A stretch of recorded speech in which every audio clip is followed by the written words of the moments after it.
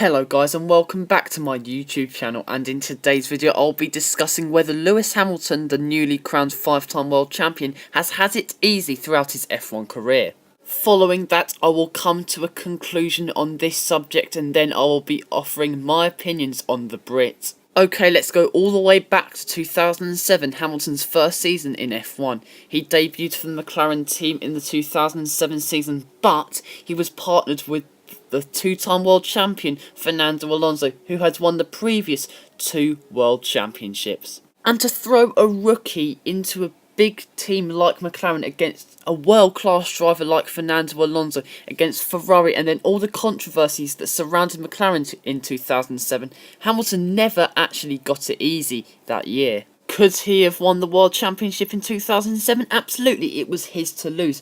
But I still don't think McLaren had the best car in 2007, especially when it came to pace. But the following year, Hamilton would be reigned supreme and would become the youngest driver's world champion at the time. This would come after a fierce season of Formula 1, and to be honest, Hamilton again never got it easy. Yes, I know Heikki Kovalainen, his new teammate, was never on the level of Fernando Alonso, but McLaren, again, I don't think had the quickest car during the season. I think Ferrari had the quickest car, and at times in the first half of the season, BMW were pipping McLaren on pure pace. Now I know unreliability was a factor for Ferrari, but it's not like reliability deserted Hamilton. Massa made multiple mistakes that contributed to some results. Hamilton as well, and I think Hamilton did deserve to win the title, but it was a fierce contest. New regulations for the 2009 season really did not play into McLaren's hands, and for the first half of 2009, McLaren had an absolute shambles of a car, more often than not having a car that merited being outside of the points. That is how bad that McLaren was on pace. But a resurgent second half of 2009 for Lewis Hamilton left him with 2 classy wins at Hungary and Marina Bay in Singapore. And when you factor in the McLaren car wasn't exactly great on pace, especially when it came to race trim, Lewis Hamilton definitely did extract the best out of his McLaren car, and for me, he developed as a driver throughout this, showing that he can excel at scenarios or just any given scenario. For the 2010 season, Lewis Hamilton finished 16 points off of the World Championship. Yes, he did finish 4th. Yes, Red Bull did have a colossal amount of reliability issues, but still, McLaren were definitely not the quickest team in 2010, and Hamilton did lead the team on the way to some memorable wins. Yes, you can nature 2010 as a clumsy year for Lewis, as he made too many crashes and too many mistakes, but he did have a lot of pressure mounted on him, as he had a new teammate in Jenson Button, who for me was better than Fernando Alonso and Sebastian Vettel's teammates respectively. Now we move on to 2011, and for me this is Lewis Hamilton's worst season in F1 by far. Too many mistakes, just inconsistency throughout the season, and yes, he did take 3 very great wins, but that should be a given for Lewis Hamilton. The talent that he possesses is much more than inconsistency and 3 race wins, especially given that the McLaren car was the second best throughout 2011. Then moving on to 2012, and a year that should have been for Hamilton and McLaren. Hamilton would leave McLaren at the end of the season due to the frustration he had with the team, but you can understand that Hamilton should have won the title in 2012. Him as a driver and the McLaren car was the quickest throughout 2012, but pit stop errors and reliability issues cost him a massive shot at the title. Hamilton was cost at least 75 points if you take in every scenario that was just forced at him in 2012. That was how unlucky he was.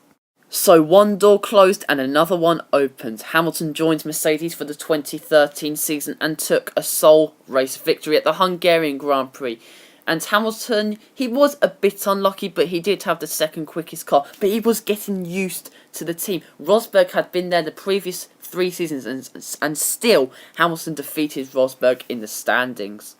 New hybrid engines for the 2014 season massively played into Mercedes' hands, as they had the most dominant car in the field. Although Hamilton was outqualified by his teammate Rosberg in 2014, he really got his elbows out during the Grand Prix in 2014 and won 11 out of 19 races. Hamilton's racecraft was supreme in 2014 and for me was the best season in terms of racecraft we've seen from Hamilton since he's joined Mercedes. Hamilton became a double world champion at the final round in Abu Dhabi, and despite this, Hamilton had a string of reliability issues during 2014, so he definitely had to work for it.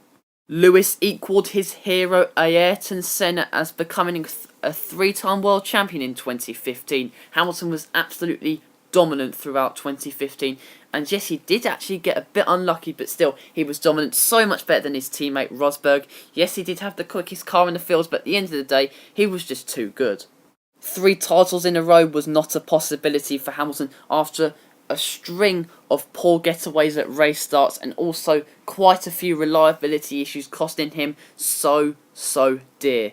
Teammate Nico Rosberg, after an intense battle with Lewis Hamilton, won his first world championship in his last season in F1, calling it quits 1 week after claiming the title. Lewis never really got it easy in terms of reliability, but he didn't really make it easy for himself at race starts, costing him, as I've said, so many points. A ferocious combination of Ferrari and Sebastian Vettel threatened to crack Mercedes' crown in 2017. New aero regulations meant for the first time since 2012 we would get a title battle between 2 teams. Ferrari looked to have the upper hand in the first half of the season, but a supreme second half to 2017 for Lewis Hamilton in terms of just pure pace and qualifying laps meant that he would become a 4-time champion. Both Vettel and Hamilton pushed each other, but at the end Hamilton would come home on top. What an enthralling season 2017 was for F1 fans, and what a bright future we would have for the sport. Hamilton really had to work for this. Ferrari for just less than half of the races of 2017 had the best car. Mercedes just about had the best chassis on the grid.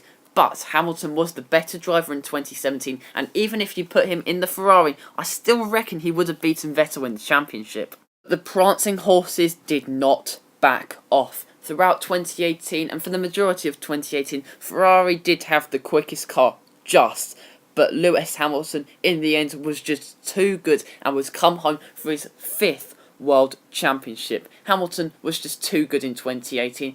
His superb racecraft, race pace and qualifying pace just meant so much to him, and again, he never got it easy in 2018. Reliability wasn't exactly on his side, but mental strength, mental capability and just clean racing for Hamilton brought home a remarkable achievement.